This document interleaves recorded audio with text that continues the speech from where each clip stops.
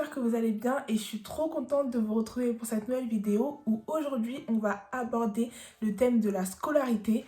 J'ai remarqué que vous étiez nombreux à avoir des questions sur la scolarité, sur mon parcours scolaire, sur ce que j'avais fait, etc. Et pour répondre également à certaines de vos questions, du coup, c'est parti! Pour commencer, je vais vous présenter un peu mon parcours scolaire, ce que j'ai fait. Bon, école, primaire, collège, tout allait bien, tout se passait bien. Collège, mes meilleures années d'ailleurs, c'était trop bien. Une fois arrivée au lycée en seconde, franchement, j'ai grave pas aimé l'ambiance. Ambiance 0 sur 10. C'est nul! Normalement, c'était très nul, mais j'ai fait de belles rencontres. Mais voilà, scolairement parlant, c'était pas trop ça. J'ai jamais été une personne très scolaire, justement. Mais, bon, on va dire, on s'accroche. Et j'avais demandé à faire un bac ES. Du coup, une première ES, on m'a dit, hein, tu vas grave pas aller en ES, on va t'envoyer en STMG. Du coup, voilà. Ma mère a été trop dégoûtée. Du coup, ils m'ont envoyé en STMG et du coup, j'ai fait une première et une terminale STMG. Donc, pour toutes les personnes qui ont des a priori sur la STMG, ça a changé de nom maintenant. Je vais peut-être mettre le nouveau nom ici. Mais franchement, faut aller dans une bonne école pour la faire, je pense. J'étais à Versailles, du coup ça s'est bien passé. J'ai fait une première STMG générale, comme un peu tout le monde. Et ensuite j'ai fait un bac STMG option ressources humaines. Donc voilà, est-ce que j'étais très intéressée par les RH? Pas extrêmement, mais je voulais pas faire mercatique ou gestion parce que les maths et moi, faut voir comment c'est zéro. Du coup, ma mère elle m'a pris des cours particuliers jusqu'en première. Non mais du collège jusqu'à la première, à la fin j'en pouvais plus. Academia, il faisait partie de ma famille. Et du coup, j'ai toujours été nulle en maths et tout. Et en STMG, j'étais toujours nulle en maths, mais il y en avait moins, c'était moins intensif. Ils portaient moins d'importance là-dessus. Du coup, voilà, je m'en suis très bien sortie. Et après, on va dire que j'ai fait la suite logique. J'ai fait un BTS assistant manager. Alors moi, il fallait pas me parler de prépa, de trucs comme ça et tout. Déjà, l'école et moi, j'en pouvais plus. Après mon bac, je me suis dit, si je fais pas d'alternance ou un truc comme ça, ou que je trouve pas un truc où il n'y a pas cette cassure-là, on va dire, ça va être mort. Je savais que j'avais pas forcément la discipline pour aller à la fac et tout, et ça m'a jamais intéressé d'aller à la fac. Du coup, j'ai fait un BTS assistant manager en alternance. Du coup, j'ai commencé à travailler dès mes 18 ans. J'ai fait, non, dès mes 17 ans parce que j'avais pas encore la majorité. Du coup, je travaillais dans une grande entreprise en tant qu'assistante dans une fondation. Franchement, c'était trop bien. J'ai trop kiffé. Et après, vous inquiétez pas, je vais vous dire comment trouver votre alternance et tout et tout. Donc, c'est ce que j'ai fait.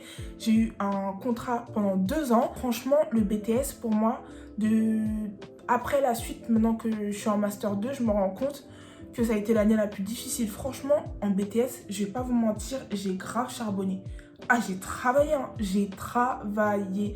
Les gens qui disent que le BTS c'est facile et tout, c'est archi faux.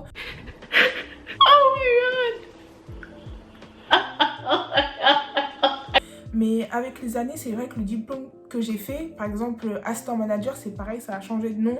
Il y a eu beaucoup de réformes, etc. Nous, on avait encore beaucoup de droits et tout. Du coup, franchement, c'était archi intéressant. Mais le rythme était quand même soutenu. Et le fait d'être en alternance, je vais vous en parler un peu plus après, c'était pas hyper facile parce qu'en fait, on passe le même diplôme qu'une personne qui est là tout le temps. Sauf que moi, j'étais en 1 semaine sur 2 et bah, faut trouver le temps, faut avoir la motivation et tout. Mais je regrette pas du tout parce que honnêtement, si j'avais pas fait d'alternance, je pense que j'aurais peut-être été en décrochage scolaire ou un truc comme ça. Du coup, je suis contente d'avoir continué. Votre petite Go, Tania, a eu son BTS assistant manager. Par la suite, je voulais absolument faire une école de commerce. Du coup, ce que j'ai fait, c'est que j'ai cherché les écoles de commerce dans lesquelles je pouvais aller. Je voulais pas forcément d'école sur concours et tout. Et moi, quand je vous dis, je suis pas la fille la plus scolaire au monde, c'est réel. Je voulais pas vraiment de concours et tout. Mais s'il fallait en passer un, bah fallait le passer et puis c'est tout. Du coup, j'ai postulé dans différentes écoles. Je suis toujours dans la même école actuellement et j'ai été prise dans cette école-là. Du coup, ce que j'ai fait, c'est que je voulais faire de la com, digital, etc. J'ai fait un bachelor en marketing digital, toujours en alternance, sauf que là, En BTS, ça va, j'ai pas trop galéré à trouver, mais à mon bachelor, changer de filière, en bac+3, en fait, c'est difficile de trouver une alternance tout court, mais là, j'ai commencé à chercher vers mars-avril, j'ai trouvé en octobre.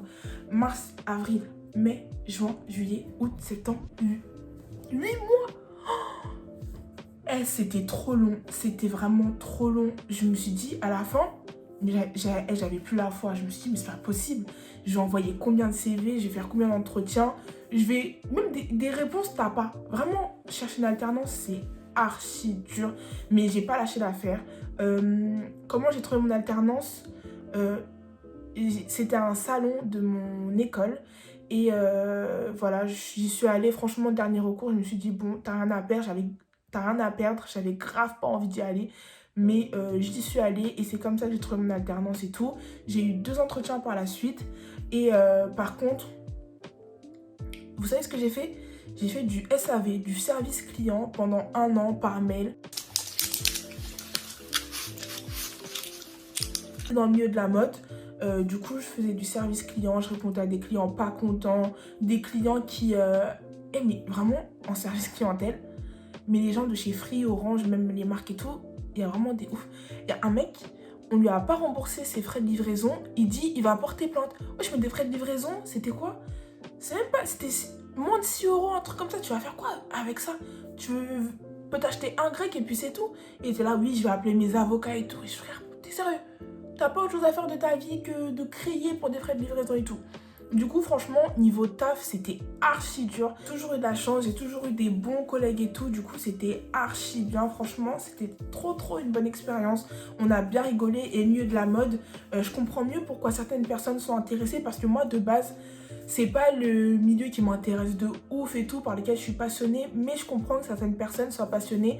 Ça m'a même donné envie de retravailler dedans par la suite, mais c'était vraiment hyper intéressant de voir comment les collections fonctionnaient, les shootings, les réseaux sociaux et tout. Du coup, j'ai pu observer énormément de choses, mais moi, mon travail, copine, c'était de répondre aux mails. Du coup, c'est ce que j'ai fait. J'ai beaucoup appris sur moi. Il y a des trucs où je me suis dit, bah ça je pourrais faire, ça je pourrais pas faire et tout. Et je me suis dit, si un jour je veux créer mon truc à moi, bah au moins je serais gérer du service client. Et ensuite j'ai décidé de continuer. J'ai failli arrêter, je voulais grave aller en Angleterre. Je me suis dit, vas-y Tania, c'est bon, t'arrêtes et tout. Pars en Angleterre, c'est ce que tu veux depuis genre 3-4 ans, donc vas-y fais-le. Mais j'ai eu une seconde réflexion et tout, où je me suis dit, mais là Tania, si tu continues, j'ai jamais redoublé, j'ai jamais fait de pause, etc. J'ai tout fait de façon fluide. Je me suis dit, si t'arrêtes, tu vas jamais reprendre. Et là, t'auras un Master 2 à 23 ans si tout se passe bien. Et pour l'instant, tout se passe bien. Donc 23 ans, c'est quoi dans ta vie? J'arrive en Master 1, mais je trouvais que le digital, c'était trop spécialisé. Du coup, je voulais voir quelque chose d'un peu plus global.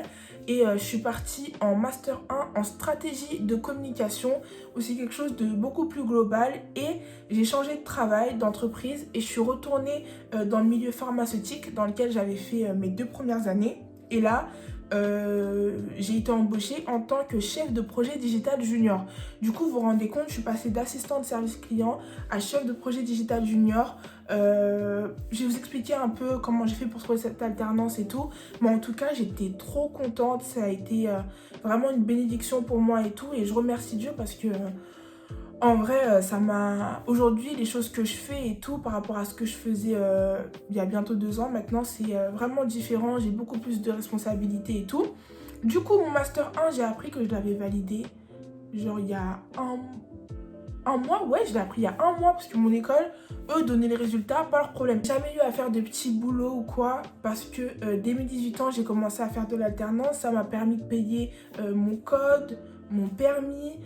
donc voilà, et puis même de faire certaines choses que beaucoup de jeunes de notre âge et tout ne peuvent pas faire. J'ai pu payer des vacances, mes vêtements, je demande plus rien et tout. Du coup, ça te permet d'avoir quand même une indépendance qui est non négligeable. Du coup, sur Instagram, je vous avais demandé de me poser des questions par rapport à ce que vous souhaitez savoir, etc. N'hésitez pas à me suivre d'ailleurs. Mon compte Instagram, c'est simplement Tania. Mon TikTok également, c'est simplement _Tania. Et mon Snapchat, parce que j'ai créé un Snap, c'est simplement Tania également. Une des premières questions qu'on m'a demandé, c'est comment tu as su ce que tu devais faire, comment tu as su que c'était dans cette voie-là que tu devais aller. Bah en fait, je me suis jamais vraiment posé la question.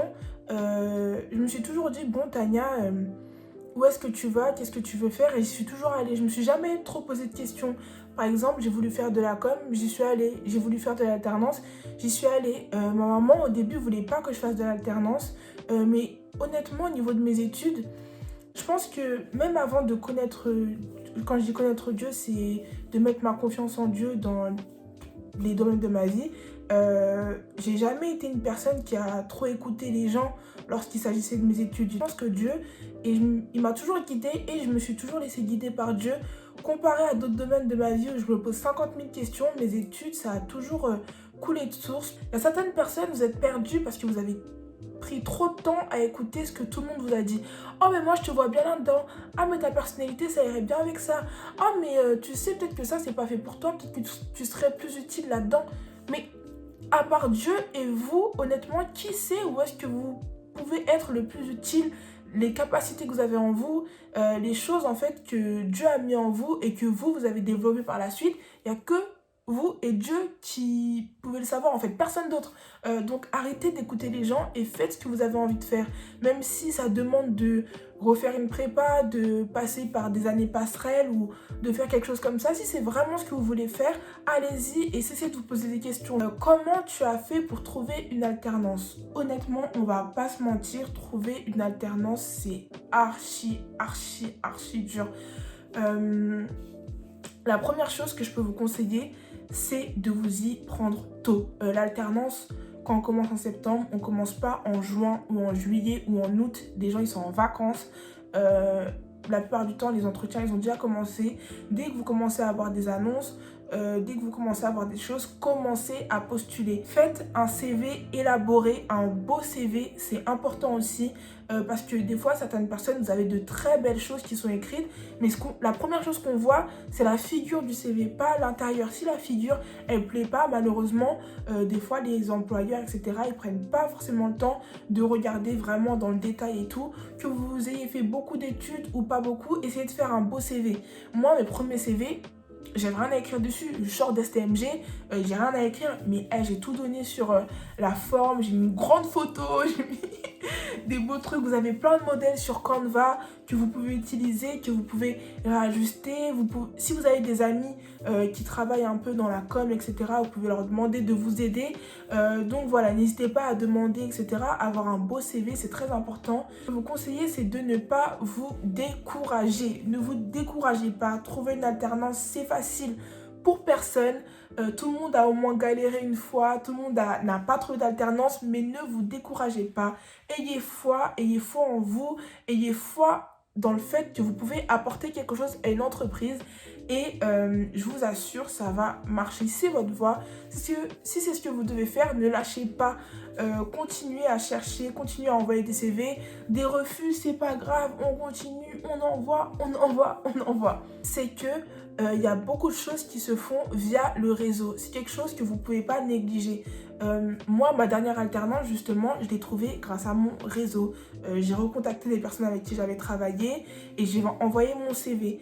Il ne faut pas avoir honte. Faire des rencontres, être avec des personnes, on ne les utilise pas, vous créez des liens, etc. Si demain, vous voulez travailler dans ce lieu-là, avoir accès à ça ou ça, le réseau, honnêtement, aujourd'hui, il y a des entreprises pour des postes, c'est qu'en interne, par exemple, où on passe toujours par l'interne, où on demande aux gens, oui, si vous connaissez quelqu'un qui est dans ça, bah c'est comme ça. Le réseau, il ne faut pas avoir peur de le faire marcher. Si vous devez contacter des profs que vous avez eus, des collègues, des proches de vos amis, etc., faites-le. Je vous assure que vouloir tout le temps se débrouiller par soi-même pour trouver une alternance, des fois, ça en devient même absurde parce que vous allez vous fatiguer. Dans certains milieux, malheureusement, on va dire que c'est toujours souvent le relationnel, etc., qui va faire que ça marche. Pareil, c'est humain. On va dire qu'une personne que je connais pas et une personne qui m'a été recommandée par un collègue avec qui je m'entends bien, bah forcément, je vais me tourner vers la personne dont on m'a parlé, qui m'a été posée. Il y a une fille qui m'a demandé, oui, par rapport à... j'ai fait LEA, dans quelle entreprise est-ce que je devrais aller ? bah, je peux pas te dire en fait dans quelle entreprise est-ce que tu dois aller, mais dans quelle entreprise tu aimerais aller. Si c'est le milieu pharma, si c'est la communication, si c'est, je sais pas, le marketing, le commerce, l'aviation, bref, juste l'aéronautique plutôt, j'en sais rien du tout. C'est à toi de savoir dans quel domaine est-ce que tu aimerais que tes capacités, que tes connaissances soient utilisées. Honnêtement, je vous assure que les études, les gens se mettent énormément la pression pour pas grand-chose. Sur l'étude supérieure qu'on s'en rend compte, j'ai des gens qui ont 25, 26 ans, j'ai des gens de 30 ans. Et alors, c'est vraiment rien. C'est pas grave d'avoir perdu 1 an ou 2 ans. C'est même pas forcément des années perdues. C'est des années durant lesquelles vous avez soit acquis de l'expérience, vous avez grandi. Donc, c'est rien, vraiment. Faut vraiment relativiser et tellement être dans un truc. Mes parents ils m'ont dit de faire médecine, mes parents ils m'ont dit de faire ça et tout, mais tes parents, c'est pas eux qui vont aller construire ta famille, c'est pas eux qui vont aller construire ton avenir professionnel, c'est pas eux qui vont faire tout ça. Donc je sais que les parents sont souvent têtus, mais il faut savoir s'écouter et leur dire moi ce que je veux faire c'est ça. Ayez confiance en moi, et même si vous n'avez pas confiance en moi, je vais vous prouver par mes actes, par mon comportement, par mes résultats que c'est la voie que je veux prendre. Et quitte à se friter, etc., n'hésitez pas à prier pour la situation, mais faites ce que vous voulez faire. À un moment, nos parents ne sont pas les personnes les plus objectives par rapport à ce qu'on doit faire et là où on veut aller. Donc n'ayez pas peur de vous écouter. J'étais très contente d'avoir fait cette vidéo. J'espère avoir réussi à répondre à un maximum de vos questions. N'hésitez pas à vous abonner, liker, commenter, partager, tout ça. En tout cas, j'espère vous revoir très bientôt pour une nouvelle vidéo. Et en attendant, je vous dis boussa, bye. Je vous aime tellement. On est 400 ici, vous savez pas, pour moi 400 c'est beaucoup. 400 personnes réunies dans une pièce, c'est beaucoup et donc je suis trop contente. Et en tout cas, merci à toutes les personnes qui sont arrivées, merci à toutes les personnes qui nous ont rejoints sur cette chaîne.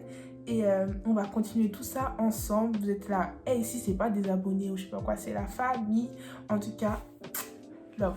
Ah, c'est fermé, purée! Oh là là!